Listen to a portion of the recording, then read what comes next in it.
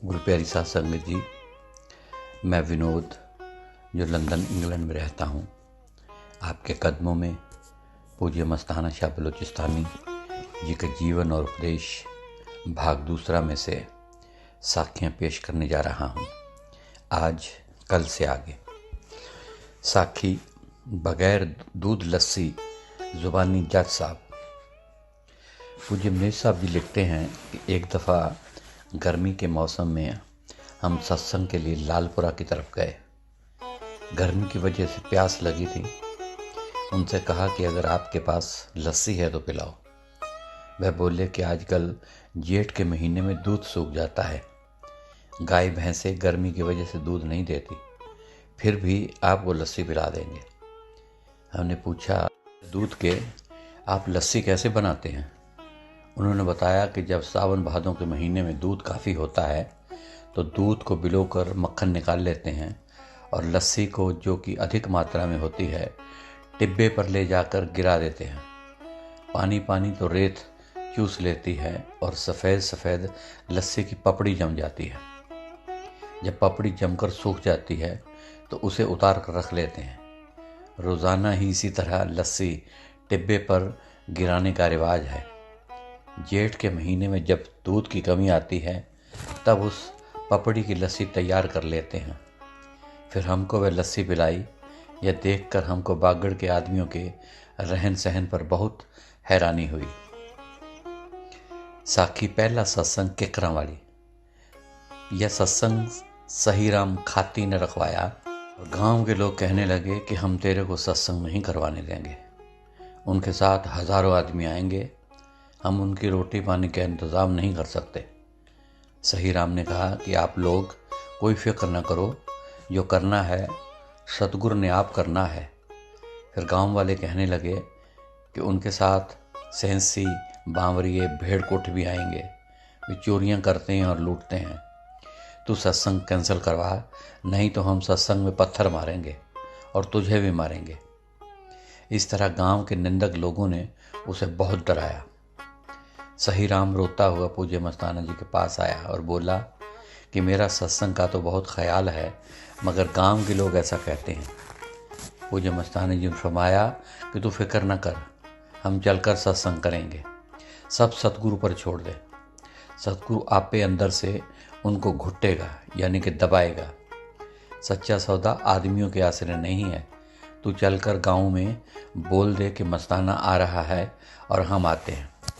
शाम को दिन छिपने के समय हम एक बैलगाड़ी में बैठकर किकरा वाली रवाना हुए। साथ में लालपुरा से धन्नाराम, ख्यालीराम, पतराम, मुखराम, दादू, खेताराम, दानाराम, दुल्लाराम, सतदेव, मुंसरी, रावतराम और ननाऊ वाला गुरमुख वगैरह थे। बाकी सारी संगत बाहर से आई हुई थी। बावरी, भेड़कुट फसलें तबाह करते मतीरे, ककड़ियाँ और बाजरे के सिट्टे खाते हुए साथ चल रहे थे। पूज्य मस्ताना जी ने हुक्म दिया कि खबरदार कोई ये न कहे कि हमारी फसल तो मस्ताना ने बर्बाद करवा दी है। जब गांव के नज़दीक पहुँचे तो सब गांव वाले सामने आए कि हम गांव में दाखिल नहीं होने देंगे। पूज्य मस्ताना जी ने संगत से फरमाया कि नारे लगाओ, और नारे लगाते लगाते सहीराम के घर पहुँच गए। फिर सब संगत को हुक्म दिया कि भजन पर बैठ जाओ। रात को मेघाराम गोदारा के चबूतरे पर स्टेज लगाया गया। जब स्टेज पर जाने लगे तो दुलीचंद नौर वाला नारे लगाने लगा। उसका नारा सुनकर बहुत से गांव वाले भी नारे लगाने लगे। कई निंदक और विरोधी भी लोग डले मारने को तैयार हुए, मगर चौधरी ज्योतराम ने उनको समझाया कि फ़कीरों के साथ ऐसा नहीं करना चाहिए। पूज्य मस्ताना जी जब स्टेज पर जाने लगे तो कमरे से निकलते हुए फरमाया कि वाह वाह वाह वाह, बड़े प्रेम की आवाज़ आ रही है। स्टेज पर पूज्य मनीष साहब जी साथ बैठ गए। स्टेज पर पहुंचते ही फरमाया कि इस जगह बहुत प्रेम है। कौन कहता है कि प्रेम नहीं? फिर अलख को उठाया और वह गाने लगा, क्यों नहीं जपदा अंदर वाला, राम तेरे कम आवेगा, तेरी डुबदी बेड़ी बंदिया, सतगुरु पार लंघावेगा। सत्संग में लाला दुलीचंद नौर वाला नाचने लगा। वहाँ के लोग आश्चर्य में पड़ गए कि इतना बड़ा सेठ क्यों नाचता है, कोई बात तो ज़रूर है। पूज्य मस्ताना जी सत्संग करते समय जोश में उठ उठ कर फरमाने लगे कि तुम सोचो कि तुम कहाँ से आए हो, कुत्ते से या बिल्ले से। कैसी मालिक ने बाडी बनाई है, उसमें वह खुद बैठा है। काम करने वाला राम, मौत से छुड़ाने वाला राम तुम्हारे अंदर है और तुम खुद ही बाहर मड़ी बनाते हो और खुद ही पूजते हो। फिर पूज्य मनेश साहब जी से सोने का कंगा व कटोरी और चांदी की थाली लेकर बांटी। सोने का कंगा शायद दानाराम को दिया, खूब नोट बांटे और संगत को खीर, हलवा व रोटी खिलाई। सब ने प्रेम से सत्संग सुना और लगभग 100 आदमियों ने नाम भी लिया। साखी डेरा से महात्मा नारायण सर का खत। धन धन सतगुरु तेरा ही आसरा, तेरे हुक्म से। आज सच्चा सौदा धाम, 15 दिसंबर 1956। धन धन मेरे प्यारे प्रीतम पिता मस्ताना साहब जी। धन धन सतगुरु के बाद अर्ज है, हाजिर नाजिर जिंदाराम के दरबार में हर तरह से जय जयकार है। जो कोई आदमी सच्चा सौदा देखने आता है, खुश खुश होकर धन धन जिंदाराम का सच्चा सौदा करता जाता है। आजकल बाहर से बहुत आदमी आते जाते हैं। सारे हिंदुस्तान में धूम पड़ रही है। मथुरा और दिल्ली से कल कई आदमी आए थे। बोलते थे कि मस्ताना बाबा जी की चर्चा दिल्ली में जगह जगह हमने सुनी है और ख़ास इसलिए सुनकर आए हैं। और पटियाला में भी बहुत शोहरत हो रही है। पटियाला के इलाका के हर रोज़ 4-5 आदमी रोज़ाना आते हैं।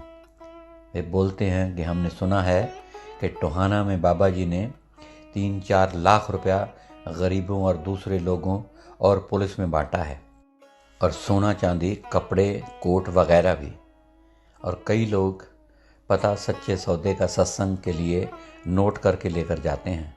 जब सत्संग लगे हम कई टोले इकट्ठे आदमी आवेंगे। अभी सिर्फ पता करने आए हैं। बाकी डेरे का रंग रोगन करने का लंबा चौड़ा हाल लिखा, सब्जियों का सारा हाल लिखा, बूटों, पौधों, दरख्तों वगैरह का, बाड़ वगैरह का पिंजरे की तरह काबू में है। सच्चे सौदे के आगे सड़क जल्दी तैयार हो रही है। मिट्टी सारी मुकम्मल हो चुकी है। सड़क पर आने जाने वाले लोग दरवाजे का रंग व बिल्डिंगों की शो देखकर मानो कि नूरी चमक दमक देखकर हैरान हो जाते हैं। जैसा कि ऊंचा सोना सतगुरु है, वैसा सोना आलीशान दरबार है। सारे प्रेमी बड़े प्रेम और प्यार से सेवा और सतगुरु की जय जयकारी और भजन सिमरन में सतगुरु के हुक्म से हाजिर नाजिर जिंदाराम की शरण में लगे पड़े हैं। और हर रोज़ यही सतगुरु के आगे बेनती करते हैं कि तेरे सच्चे सौदे में जल्दी दरवाजे खोले और तेरी अटल जय जयकार कुल आलम तरलोकी से सतलोक तक चले और शाही लंगर और रूहानी निरोल अमृत भरा सत्संग चले। सब संगतें आनंद लूटें और संगतों के दर्शन करके पूरे सतगुरु की जीव और सेवा बख्शें और जस कीर्तन बख्शें। बाकी सब सात संगत की तरफ से मस्ताना जी के चरणों में धन धन सतगुरु कबूल होवे। और सब संगत पूज्य मनीष साहब, महात्मा गोविंद राम, महात्मा नामा भगत, कबीर भगत, दादू भगत, पतराम भगत, ख्याली चौधरी साहब, खेताराम, नंबरदार, सतनाम भगत, एक लड़का लालपुरा का, अलख मरासी, मस्तानी मौज का, दिल्ली की संगत, मक्खनलाल कमांडर की निर्भर मंडली, हुलासी राम राजा, दिल्ली वाले को सबको धन धन सतगुरु अर्ज है। कल रोज भूरा राम माली आया था। गंडों यानी कि प्याज के बीज के बकाया 4 रुपए वापस कर गया था और सच्चे सौदे आने के लिए बड़ी कोशिश जाहिर किया, लेकिन गुरु के हुक्म से टाल कर दिया। और उधर अनामी धाम लालपुरा जाने के लिए पता पूछता था, उसको नहीं बताया गया।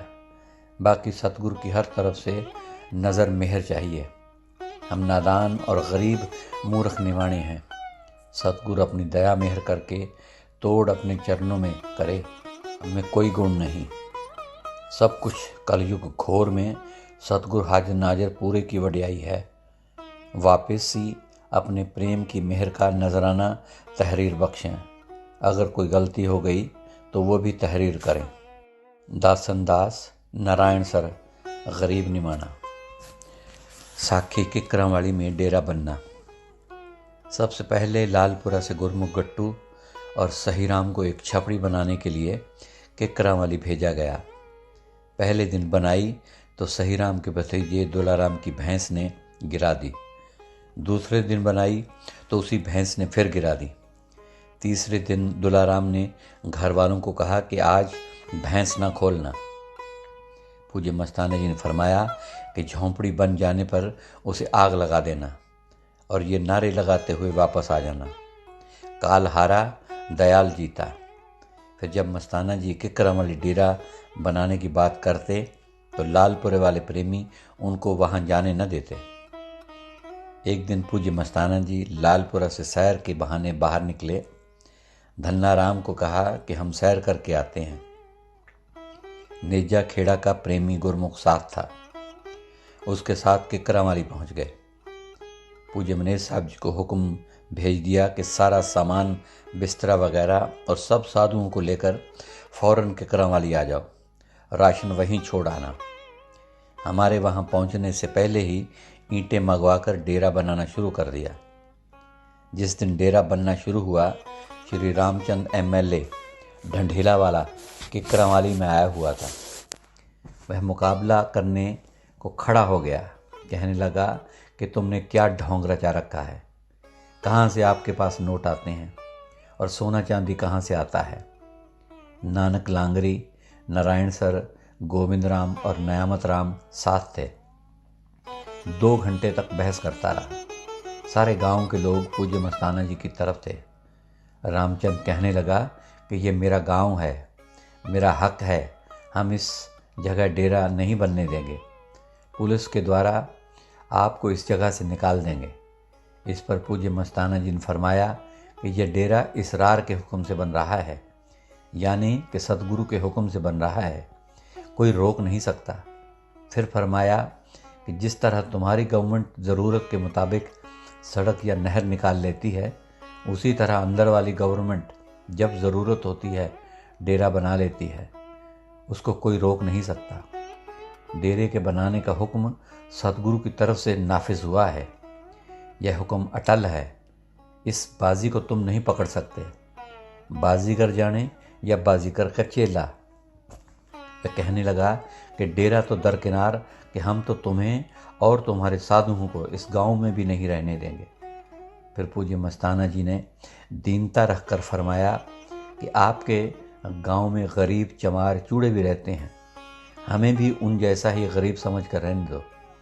जहाँ इस गांव में और गरीब रहते हैं, वहाँ हमारे रहने से क्या फ़र्क पड़ता है, हमें भी समय काटने दें। जब वह पूज्य मस्ताना जी से बहस कर रहा था तो महात्मा लांगरी और महात्मा नारायण सर को अच्छा न लगा। उसका गला पकड़ने के लिए आगे बढ़े कि क्यों बहस करता है। तो पूज्य मस्ताना जी ने उनको रोका और कहा कि जब हम बात कर रहे हैं तो तुम्हारा क्या मतलब है। वहाँ से जाकर श्री रामचंद्र ने एक चिट्ठी पूज्य मस्ताना शाह जी को लिखी, आप मेरी इन बातों का जवाब दें। वो चिट्ठी कुछ इस तरह थी। श्रीमान महात्मा मस्ताना जी, सप्रेम नमस्ते। मैं आपसे दिन 31 दिसंबर 1956 को मिला था। मिलकर आपके विचारों से जानकारी प्राप्त की। अभी तक आपके इस प्रचार में मुझे कोई ख़ास तथ्य दिखलाई नहीं दे रहा। कारण आप खुद समझ सकते हैं। यदि आपकी वाणी में कोई ताकत है तो मुझे दिखलाने की कृपा करें। मुझे आपके इस प्रचार के पीछे कोई ख़ास रहस्य प्रतीत हो रहा है। यदि यह विचार मेरे असत्य हैं तो आप मुझे आपके इस सच्चा सौदा प्रचार से सहमत कराने की कृपा करें। कारण मुझे आप पर बहुत कुछ संदेह प्रतीत हो रहा है। यदि आपके पास कोई ऐसी वैसी बात है तो भी आप मुझे अवश्य ही जानकारी दें। कारण आप वहाँ पर अपना अड्डा लगाया हुआ है, यह मेरा भी ख़ास घर है। यदि आप मुझसे अपना भी जो भेद है वह छुपाने की चेष्टा करेंगे तो अपना संघर्ष जल्द समाप्त नहीं हो सकेगा, क्योंकि मैं भी आपके इस प्रचार का यहाँ इस राजस्थान प्रदेश में पहला विरोधी हूँ। मैं आपकी ऐसी वैसी बातों पर कदाचित विश्वास नहीं करता, कारण मैं भी अपनी धुन का एक पक्का व्यक्ति हूँ। अपने मुख से मैं अपनी प्रशंसा करना शोभा नहीं समझता, कारण मैं एक साधारण व्यक्ति हूँ, पर कोई लोभ या लालच मुझे आज तक नहीं दबा सका। आपके इस धन व भगवान दर्शन का मुझे कोई लोभ नहीं दबा सकता। सो आप अपना आगा पीछा सोचकर मुझे आप एकांत में मिलने का अपना अमूल्य समय प्रदान करें। जब तक आप अपनी तरफ से मुझे कोई संतोषजनक उत्तर प्रदान नहीं करेंगे, उस समय तक मैं आपके प्रचार का विरोध करने में तनिक भी संकोच नहीं करूँगा। कारण मैंने भी बहुत खाक छानी है और अभी भी मुझ पर मेरे गुरुदेव की विशेष कृपा बनी हुई है। यदि आप मेरे पत्र से संतुष्ट नहीं हों तो भी मुझे अपनी तरफ से सूचना देवें, ताकि मैं भी कोई अन्य प्रकार का कार्य कर आपके खिलाफ या हक में कोई कदम उठाने की सोच सकूं। यदि इस पत्र से आप सहमत हों तो भी मुझे जल्दी सूचना करें और आप अपने प्रेमी जनों को जरा सभ्यता सिखवाने की कृपा करें, कारण इस किस्म के बवंडर से आप के प्रति घृणा उत्पन्न होती है। तो आप जितने व्यक्तियों को अपने संपर्क में लाने की चेष्टा करते हैं, उन सबको आप एक विशेष प्रकार की ट्रेनिंग देने की व्यवस्था करें। कम से कम अधिक समझें। कोई गलत शब्द पत्र में लिख दिया गया हो तो अनजान व अपना बच्चा समझकर क्षमा करें। शेष मिलने पर पत्र या समाधान आप इस पते से करें: रामचंद मोमन राम नौहर या रामचंद आर्य ढंढेला। आपका अपना रामचंद्र आर्य। तारीख 3 जनवरी 1957। इसके दूसरे तीसरे दिन ही 6 जनवरी को डेरा किकरांवाली में सत्संग था। जब श्री रामचंद्र को उसके चिट्ठी का जवाब न मिला तो वह एक बस आसपास के इलाकों के चौधरियों से भरकर लाया। साथ में एक सरकारी वकील, एक तहसीलदार और गांव का चंडलिया चौधरी रामकिशन एमएलए और कुछ पुलिस के लोग थे। दोपहर के 2 बजे का वक्त था। खूब सत्संग चल रहा था। पूज्य मस्ताना जी जर्सियाँ, कंबल, घड़ियाँ, टोपे, स्वेटर, नोट और अन्य सामान बांट रहे थे। पुलिस और बाकी बस वाले संगत में बैठी हुई संगत के पीछे पूज्य मस्ताना जी के सामने आकर खड़े हो गए और उनके खेल को देखने लगे। पुलिस वालों के कंधों पर बंदूकें थीं। पूज्य मस्ताना जी ने पुलिस वालों से कहा कि कैसे खड़े हो, और जोर से बोले, तुम तो बंदूक का निशाना को बांधने और उनके घोड़े को दबाने में देर न लगाओगे, लेकिन फ़कीर का मुंह ही बंदूक है। फ़कीर के मुंह से वचन निकला नहीं और एकदम सबको ख़त्म कर दे। पुलिस वाले एकदम घबरा गए। फिर उनसे फरमाया कि इधर आओ, और अपने पास बुलाकर बिठा दिया।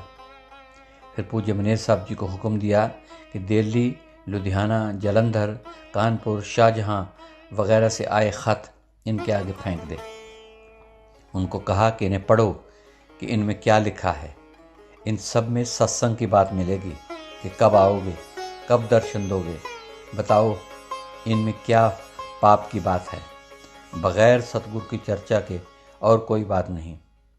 यहाँ तो सिर्फ आत्मा और परमात्मा और अंदर वाले राम का प्रचार है। हर शख्स पूछता है कि माया कहाँ से आती है। सिर्फ इस बात ने सबको चक्कर में डाल रखा है।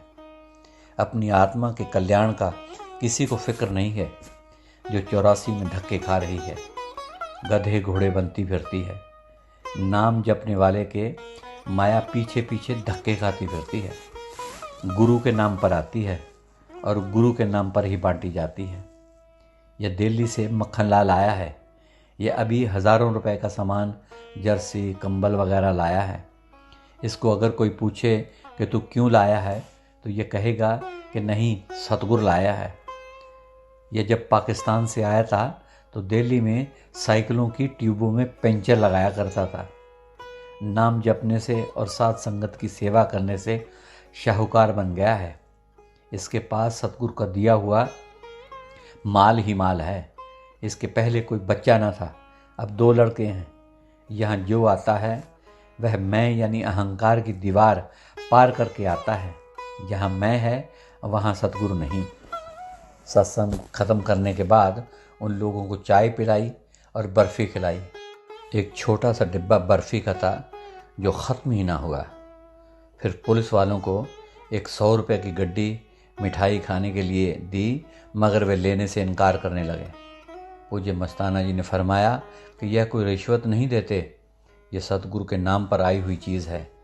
इसके लिए तो शिव ब्रह्मा भी तरस रहे हैं। फिर उन्होंने ले ली और धन धन सतगुरु का नारा लगाकर खुशी खुशी चले गए। सरदार मोहन सिंह सेठी हमारे साथ था।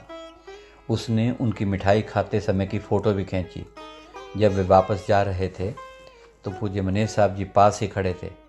उनके साथ जो वकील आया था वो दूसरों को कहने लगा कि यार, एक छोटा सा डिब्बा बर्फ़ी का था, वह ख़त्म होने को नहीं आया।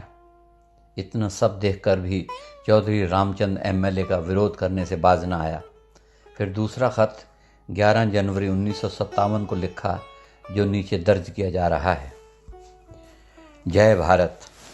श्रीयुत मस्ताना जी नमस्ते। आपकी सेवा में ये दूसरा पत्र फिर भेजकर आपसे अनुरोध करता हूँ कि आप अपने इस प्रचार के विषय में अपनी ही जानकारी देने का कष्ट करें। यदि आप इस पत्र का हमें संतोषजनक उत्तर नहीं देंगे तो आपके इस प्रचार के खंडन करने के लिए एक पर्चा छपवाकर गांव-गांव में बंटवाकर आपके खिलाफ जनमत तैयार करके पुलिस में मुकदमा दायर करेंगे और आपके इस गुप्त प्रचार का भांडा फोड़कर आपकी यह पोल खोलकर जनता के सामने रखेंगे, जिसका नतीजा आप खुद सोच सकते हैं। आप हमारे भोले भाले किसानों को बहकाकर गलत रास्ते पर ले जा रहे हैं, जो बिल्कुल अनुचित है। यह धोखाधड़ी का कार्य हम आपको यहाँ हरगिज़ नहीं करने देंगे। यदि आप में कोई शक्ति है तो उसका चमत्कार आप हमें दिखाएं, ताकि हम आपके इस गुप्त प्रचार से सहमत हो सकें। हमारे विचार में आप यहाँ से अपना डेरा उठा लें तो आपके लिए उत्तम होगा। आपने मेरे पहले पत्र पर बहुत ऐतराज़ प्रकट किया बताते हैं, सो ये आपकी भारी भूल है। आपके पास हमारी पुलिस तारीख 6 जनवरी 1957 को आई थी। उसके सामने भी आपने अचक बचक बातें की और उन्हें 100 रुपये भी दिए। सो इस किस्म के लोभ से आप हमारी इसके खिलाफ जो वातावरण तैयार कर रहे हैं, इस पार्टी को दबा ना सकेंगे। यह आपकी सरासर भूल है। आपका जिंदाराम हमारे विचार में आपको धोखा देगा, या आप अपने जिंदाराम के बल पर यहाँ इस मरुभूमि पर अधिक दिन नहीं टिक सकेंगे। आपके पास जो पत्र मैंने पहले भेजा था, उसमें काफ़ी शब्द आपको बुजुर्ग समझकर लिखे थे। हमने कोई आपके भय से नहीं लिखे हैं। सो आप अपने जो लोगों के सामने घमंड की बातें कही हैं, उन पर फिर से विचार करें। आप अच्छी तरह सोच विचार करके हमारे खिलाफ प्रचार करें। जो लोग आपके इस धन लोलुपता के फंदे में फंसे हैं, वे आपको मौका पड़ने पर धोखा दे देंगे। सो आप उन लोगों के बल पर कोई कदम न उठाएं। आपने पोल में ढोल बजाया है। अभी आपके इस प्रचार की अंतिम घड़ी नज़दीक ही प्रतीत हो रही है। आप ये न समझें कि ये पत्र रामचंद्र अकेला लिख रहा है। यहाँ कम से कम आपके सेवकों में से 60% जनता हमारे साथ है, जो आपका नित्य प्रतिदिन हमें भेद दे रही है। जो आप सच्चा सौदा के प्रचारक हैं और हम आपके सच्चे विरोधी हैं। कारण आपका ये प्रचार भ्रम में डालने वाला सिद्ध हो रहा है। शेष मिलने पर। रामचंद आर्य, 11 जनवरी 1957। कुछ दिन बाद वह एक ट्रैक्टर पर सवार होकर नौहर को जा रहा था। पूज्य मस्ताना जी ने पूज्य मनीष साहब जी को हुक्म दिया कि इसके साथ जा। वह सारा रास्ता पूज्य मनीष साहब जी से बातें करता गया, फिर भी उसका वहम न निकला। आखिर नतीजा यह हुआ कि वह फिर किसी चुनाव में भी सफल ना हो सका। आम कहावत है कि फ़कीर का पट्या कदे न छुट्या। यह दीनता वाली फ़कीरी है। पूज्य मस्ताना शाह जी ने उसके बारे में कोई निंदनीय वचन भी ना किया था। वह तो हर समय दया ही दया करते रहते थे। इसलिए पूज्य मनीष साहब जी को उनके साथ ट्रैक्टर पर भेजा था। सो गुरु प्यारी साध संगत जी, आज के लिए इतना ही। कल फिर पूज्य मस्ताना जी की नई और पुरानी साखियाँ आपके कदमों में पेश की जाएंगी। आज मुझ नाचीज़ को इजाज़त दीजिए और दिल की गहराइयों से प्यार भरी धन धन सतगुरु तेरा ही आसरा, हाजिर नाजिर जिंदा राम तेरा ही आसरा कबूल फरमाएं।